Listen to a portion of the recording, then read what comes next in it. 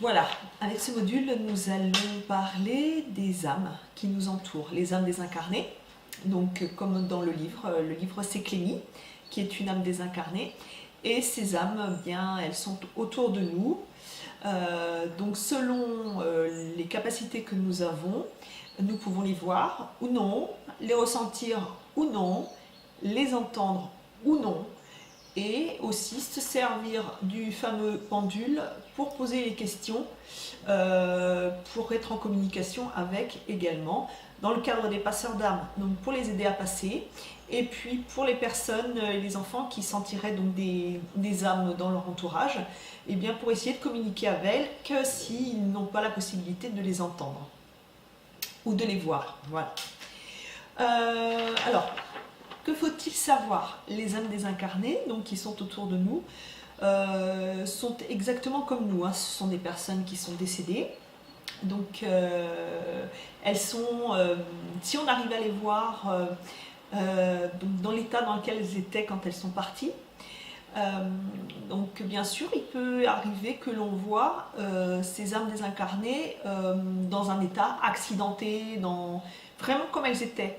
Donc il ne faut pas hésiter à leur demander, quand on a la faculté de les voir, qu'elles soient gentilles de pouvoir se présenter à nous de façon à ce que ça ne nous fasse pas peur. Donc ça, on peut leur demander et elles le font, hein. Donc voilà, il ne faut pas hésiter à leur expliquer que vous, ça vous met mal à l'aise, que quand vous êtes enfant aussi, vous les enfants, ça vous fait peur. Donc demandez-leur qu'elles se présentent à vous de façon agréable et voilà, pour pas que ça crée de tension à ce niveau-là. Donc il y a ces âmes désincarnées, et il y a aussi donc les âmes qui se collent à nous ou qui se collent sur d'autres personnes. Alors on peut les voir, on peut les entendre ou les ressentir. Donc puisqu'on est tous différents, hein, on ne voit pas forcément tous les choses de la même façon, mais elles sont là, elles existent. Et la plupart du temps, on peut voir aussi des gens de notre entourage ou même nous-mêmes se sentir changés, pas bien, et les gens de notre entourage également. C'est parce que elles sont chargées d'une âme qui est sur elles et qui leur prend leur énergie. Donc voilà, ça c'est aussi un autre aspect. Il y a les âmes qui sont coincées avec nous parce que elles ne savent pas qu'elles sont décédées. Donc là c'est pareil, il faut leur apprendre en douceur qu'elles le sont pour qu'elles comprennent aussi ce qui leur arrive. Et puis il y a aussi des âmes qui restent ici volontairement parce que elles sont rattachées à des biens matériels ou à des personnes.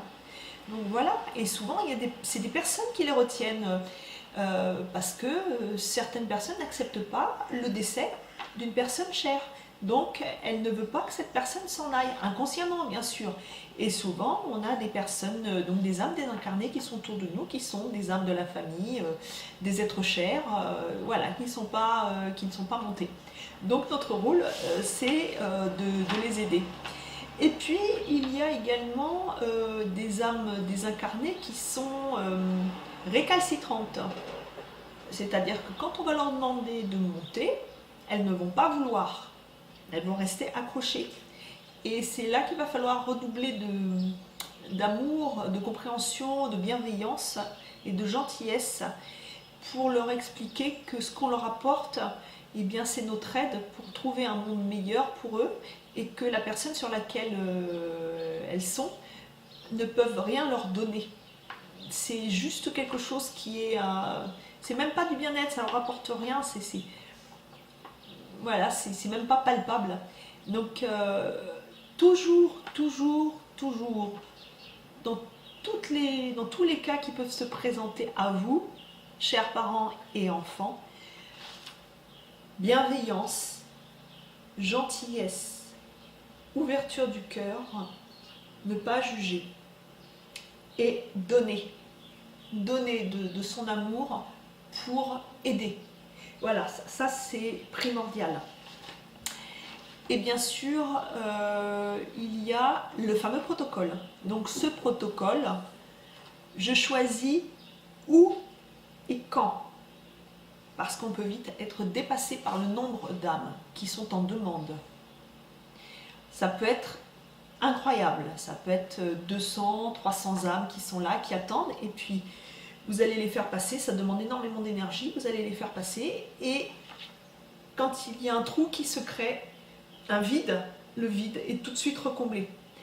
Et plus vous le ferez, plus le vide va être important, puisque vous ferez passer beaucoup, beaucoup, beaucoup, et plus il y aura de demandes et de demandes et de demandes incessantes. Donc vous serez sollicité tout le temps, tout le temps, tout le temps, tout le temps.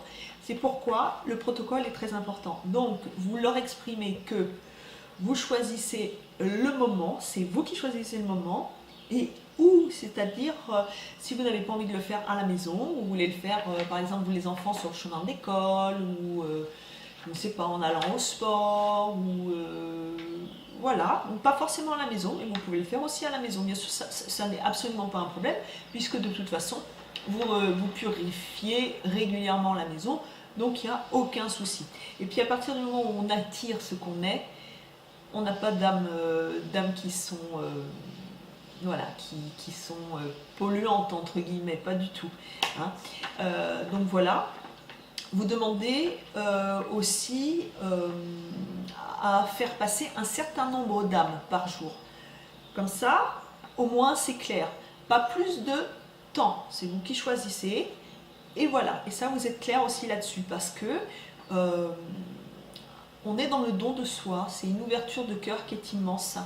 Ça crée des émotions et ça demande beaucoup d'énergie.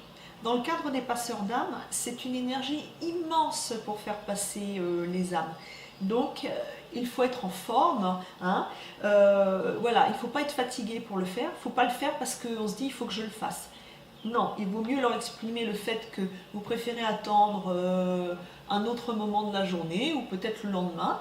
Et puis vous le ferez. Mais voilà, il faut bien mettre les protocoles en place. Je choisis où, je choisis quand, je choisis combien.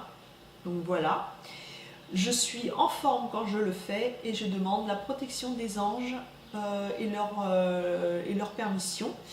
Donc tout ça, voilà, ce sont des choses qui sont importantes. Et puis, écoutez, voilà. Hein. Et puis de ne pas oublier toujours d'être dans la gratitude et remercier. Et quand vous avez fait passer une âme, essayez de lui demander si elle est bien, si elle se porte bien, parce que ça sera pour vous un beau message, comme quoi déjà elle est passée, qu'elle est bien où elle est, et donc voilà, c'est toujours agréable de se dire qu'on a fait une belle action, et ça nous met le cœur en joie. Voilà pour cette micro-vidéo de la manipulation, pas la manipulation, je me trompe de vidéo, de nos chers amis désincarnés, à savoir comment il faut procéder avec eux pour leur bien-être et le nôtre. Voilà.